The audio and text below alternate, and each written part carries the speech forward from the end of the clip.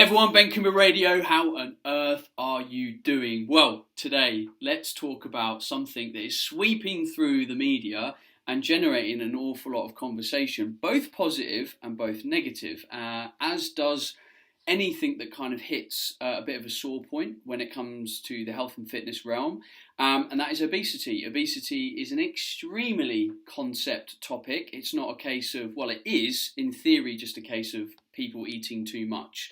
But the things that contribute towards that are many. And we're going to talk about that today. And we're going to be able to talk about that today with Cancer Research UK. Now, this has been the focal point of their new campaign, how cancer is related to obesity. And as with Cancer Research UK's last campaign, we were able to speak to someone, Emma, and talk about that last campaign, add width to the conversation, delve into it a little bit more. And that is exactly what we're going to do today. So let's introduce my guest.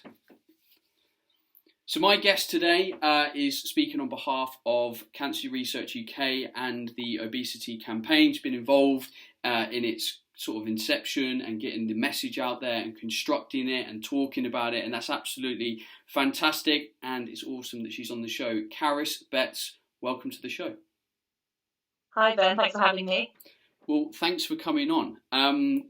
For everyone listening, what is your role in Cancer Research UK? What do you do?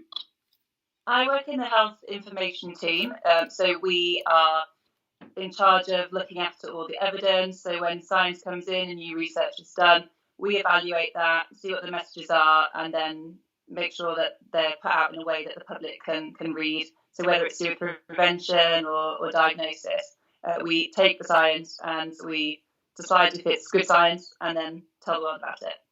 Nice. So this campaign has obviously generated an awful lot of talk. Were you prepared for that in the way that it did? And did you almost like clear your schedule for a couple of weeks and go, oh, I think I'm going to be, throwing a couple of curveballs the week after this goes live? We were well aware that it would get lots of media pickup, and we tried really hard to make sure it went far and wide. So it's been really, really successful that we've got so many people talking. And as you mentioned, the conversations around the campaign have gone both ways. So lots of people have been really supportive of it, but again, we've had some criticism as well. So we're aware that people have different opinions. So with anything, people feel differently, and especially obesity and overweight, it is such a complex subject, and it is really, really emotive. So we're prepared for lots of conversations to be had, and we're glad they're happening. Cool. So I've seen online that part of your intention with the campaign is to get people talking, and it's certainly done that. Was part of the intention to roll almost a hand grenade under the table and get the media fired up, or have aspects of the campaign been misinterpreted or not landed as intended? The main aim of the campaign is to raise awareness. So we know that awareness of the link between obesity and cancer is still quite low. Compared to something like smoking, if you ask people name a cause of cancer, almost everyone will say smoking. So with this campaign, we wanted to draw on that and use a creative. So we used the tobacco packaging because everyone recognises that and knows, oh yeah, smoking's the cause of cancer, and then put obesity to that too. And then the other aim of that was just to highlight how far we've come. So smoking rates have come down so much in the last 50 years. Alongside policy intervention, so things like plain packaging and bans on advertising. So we also wanted to use that message to sort of say, look how much can be done and how much we can improve people's health when the government get on side and do something about it. So the campaign went live.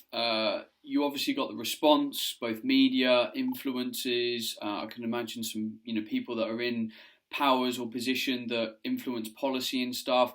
In hindsight, has Cancer Research looked at the campaign and gone, oh, maybe we would have tweaked the messaging there, or do you kind of almost fully stand behind the message and its delivery now? Yeah, we stand behind what we've done. It's raised awareness. It's done what it's supposed to do. It's kind of highlighted that link in kind of the environment around risk factors. But I think some of the criticism that we've got around it is comparing tobacco to obesity. when they're two very different things. And we knew that people would pull us up on that. But we're not trying to say tobacco is the same as obesity and they should be treated in the same way. Like fundamentally, your body weight is so different from any other risk factor because it's inherently a part of you. Smoking is a behaviour and your weight isn't a behaviour. But we know that both of these things are a cause of cancer, and both of these things can be reduced with help from the government. Got you. So for people listening, there was a certain number of core messages from the campaign, and I can imagine a lot of people have sort of, especially on social media, if they've not kind of delved into the data that supported the campaign as a whole. What is the core bits of data that you've drawn on to lead this campaign? What do people need to know about obesity and its link with cancer? Yeah, so we know smoking is still the biggest cause of cancer, and smoking causes the greatest number of cases of cancers. But after that, it is overweight and obesity. Smoking rates are coming down, and obesity rates are rising. So it's really important that we have this conversation. Before any change can happen, people need to know about it and people need to talk. So the evidence we've got is a wealth of it. There's lots. It goes back for decades, involves millions of people, and it shows that for 13 types of cancer, obesity is a cause. There is a causal link there. It's not just a correlation. Got you. Okay. So one of the things that I saw a lot of online was, the campaign was kind of almost fat shaming. Like, I felt that was misinterpreted and that people started to twist the message. Is there kind of, what was the response and the dialogue from Cancer Research UK and kind of, responding to those kind of accusations that it was fat shaming? Because I personally didn't see it as that, but it was something that I saw people talking about an awful lot. Yeah, it is a different one. People will have different reactions and different experiences to it. And, it's not our intent to make someone feel blamed or upset. But if someone's felt that way, we are really sorry about it. But what the campaign's trying to highlight, it's not trying to highlight anything about individuals. It's not trying to say about individuals and their weight. It's simply just trying to state the scientific facts that after smoking, which everyone knows about, obesity is also a cause of cancer, and it's a fact. That's the science is there for it. And when we tested the campaign previously, people had said to us, I think 80% of people had said we need to know the facts, and you, as Cancer Research UK, have a responsibility to tell them to us. Got you. So could part of the problem be that there's this kind of healthy at any size movement, and it's almost like attacking that promotion of being healthy at any size, because the fitness industry for a long time has been very aesthetically driven, and there's kind of been that anti-movement of like, well, be happy, be healthy, eat well, all that kind of stuff. And if you're on the big size, like, don't worry about it because, love your body and kind of crack on. Do you almost have a stance on the movement which is healthy at any size?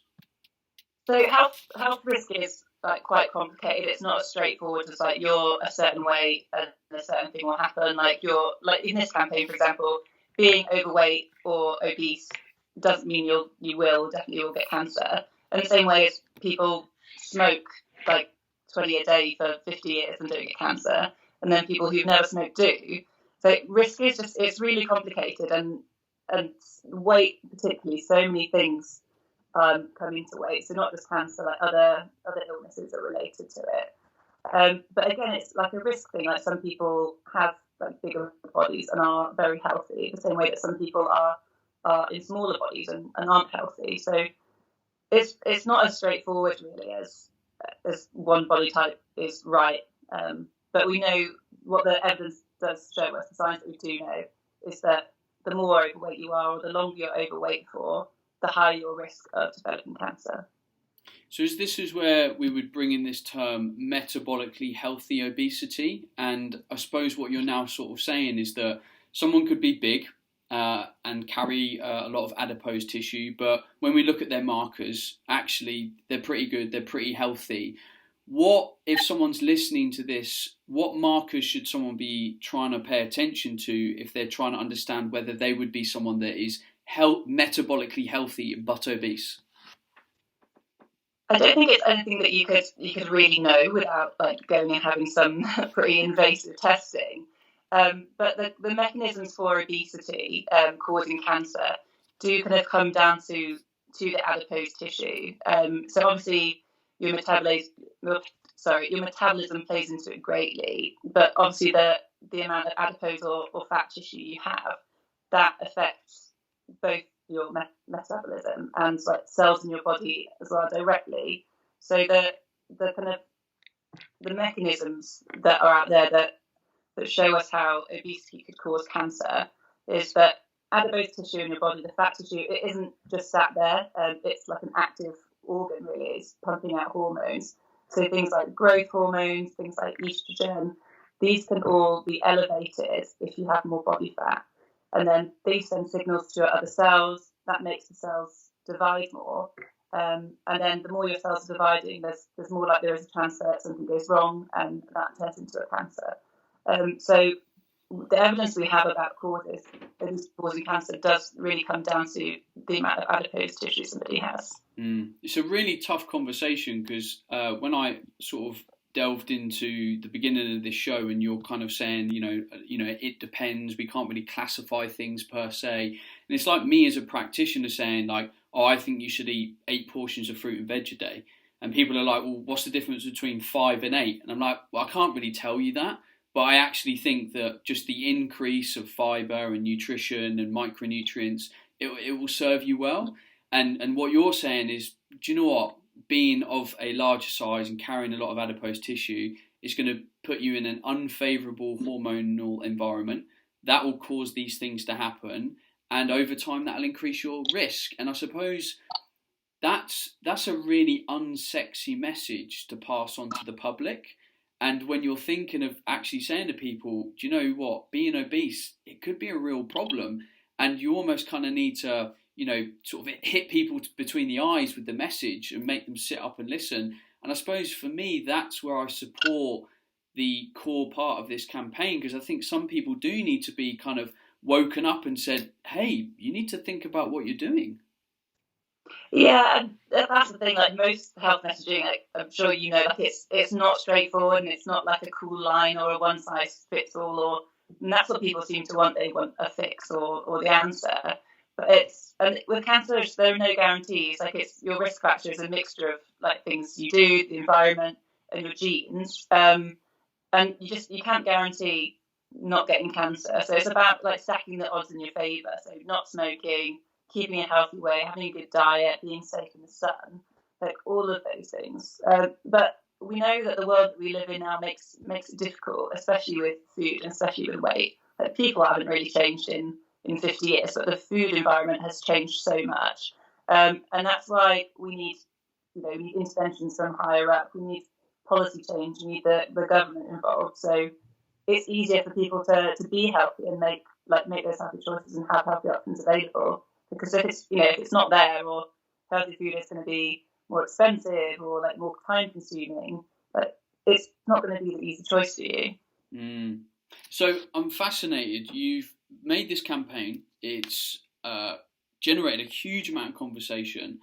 What is the plan now? Like, what do you intend to do with this kind of conversation? Because you've just mentioned there's policy change. We can start to look at the NHS, we can look at schools, we can look at government-led messaging.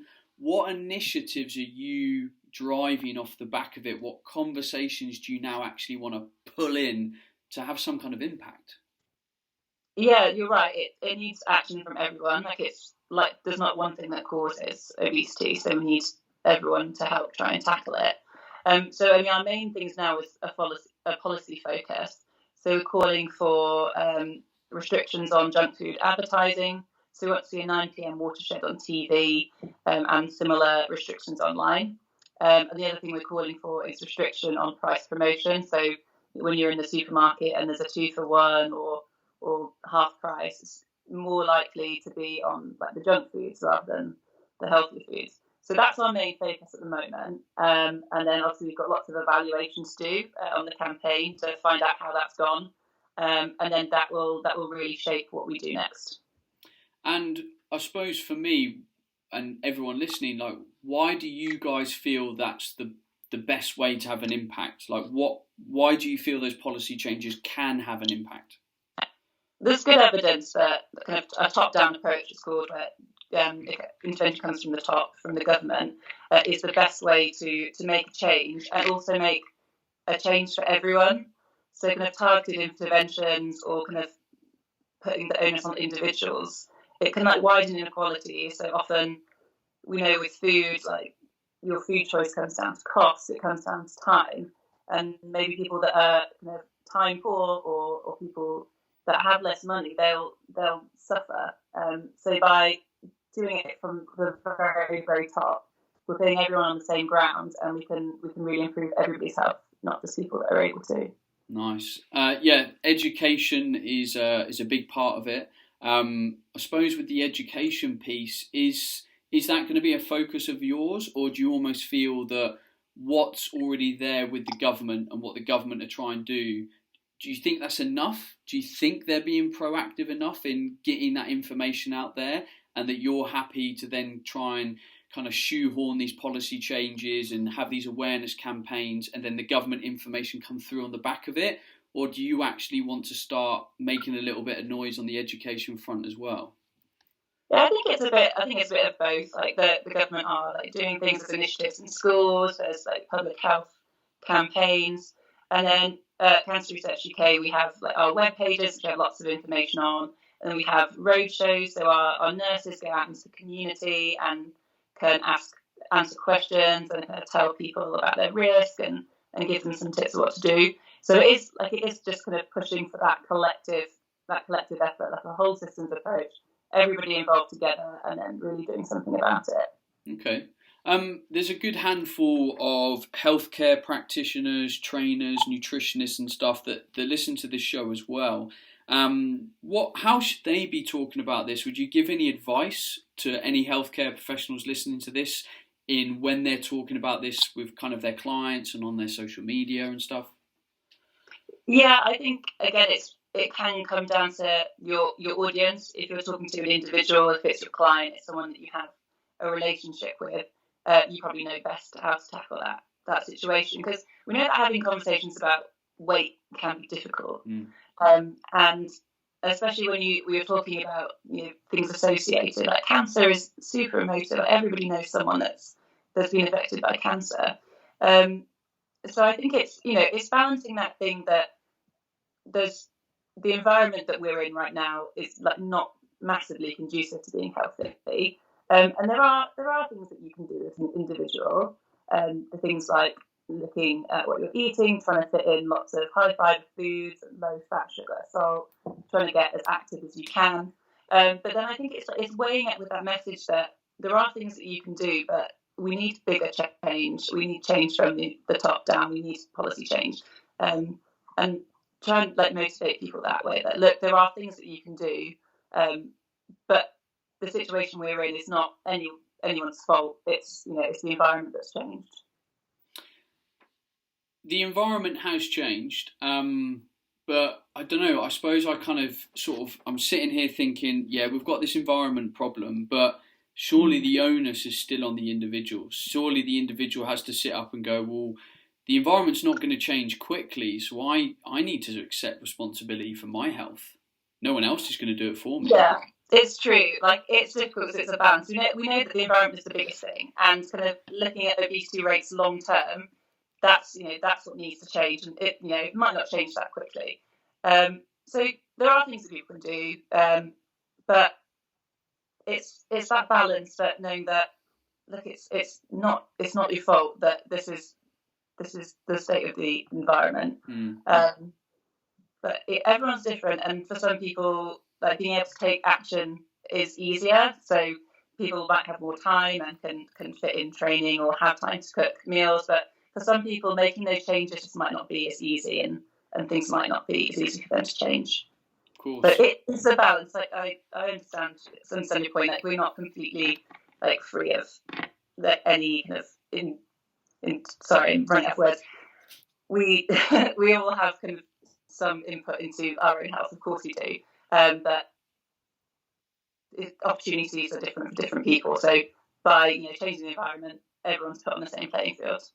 Yeah, no, I totally agree. And the reason why I wanted to bring up kind of responsibility is when I posted about this on social media, that was my key point. I'm like, we can choose to be responsible. Like, we can take greater ownership over my health, over their health. And I suppose as a coach, trying to instill that a lot with my clients. I'm like, right now, you haven't been taking full responsibility. I want you to do that. I want you to own your health, because when you own it and you step up, you start to make very different decisions. You start to actually say, yeah, I will go for a walk on my lunch break today, and I will choose something better for lunch today, because you are accepting responsibility for the choices that you have in front of you.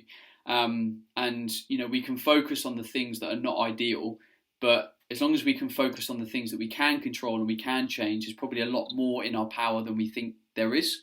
And blaming things isn't really going to get us anywhere. Yeah, and I think it's about making like manageable changes to your life. If you're going to suddenly decide you're going to do this, that, you probably won't manage it. So it's little things like thinking about like swapping some of your snacks out for a healthier option, and like you said, maybe go for a walk on your lunch break, or getting off the bus a couple of stops earlier. Like all those little changes add up. So it shouldn't be too overwhelming to try and make a few little changes. I like little changes because they start to shape a new person. When that person goes, I'm going to be that person that gets off a stop early on the bus and walk, you're then in a very different mindset. You're not in a sit down and, kind of be lazy mindset. You're already active. And it's like, we know that generally people that go to the gym eat better. And when they stop going to the gym, they generally stop eating as well, because it's almost like, well, what's the point? I'm not training. And it's like a lot of these habits complement each other. So like you said, if we can change a few things, then that will lead into changing a few more things. And then, 6 months later, where are people? They're probably in a lot better place. And I think that's a beautiful thing. Yeah, if you can form good habits, great. I don't know lots about the behaviour science of habits, but you've got to do something a few times and it sticks. And like you said, if you've got doing it with another habit and you break that, then it's difficult. So if you can get someone to support you and help you make the changes and do something with you, like that's really great, and that will see good results too. 100%. Karis, thank you so much for talking to me today, and cancer research being open to more conversations on things like this podcast. Is there anything that we haven't talked about today, or that's come up naturally, that you kind of want to say, or almost make a bit of a statement before we wrap up the show? Not really. I think we've covered most things. I think it's just the takeaway of the campaign is that obesity is a cause of cancer, and we need to make people aware of that. And once people are aware and they're talking about it and know about it, then we can see some change, and we can lower rates of obesity and help improve people's health. Awesome. Well, if you feel like commenting on this conversation, then please do have a look on social media. As we always do on Thursday, we post the details of the show on social media with a little graphic. And if you want to get involved in the conversation, you want to comment, then find that post and comment. I'll look out for the comments, and I'm sure Cancer Research will do the same. If you want to kind of, expand the dialogue, reach out on Twitter. Like, this is a conversation that we're having. I put out information to have healthy conversations and debates as well. Like, we have to be open to these debates, differing opinions. As we've talked about today, people come from different backgrounds, different belief systems, different support networks, different financial situations, and we have to craft these messages to help as many people as possible. And that does need time to have productive conversations online, and it's important to have productive conversations. We mean to challenge in the right way. Challenging something is not a problem as long as we have compassionate conversations off the back of it. So Karis, let me thank you once again for coming on the show, and thank you to Cancer Research UK for expanding on their campaign. Yeah, thank you so much for having us, and thank you for your support. Awesome. Well, if you're listening to this, you know I am. You know where Cancer Research UK is. We are both very visual online. If you want to get involved in the conversation, do. The only thing that's left for you to do today is go and have an awesome day. Goodbye.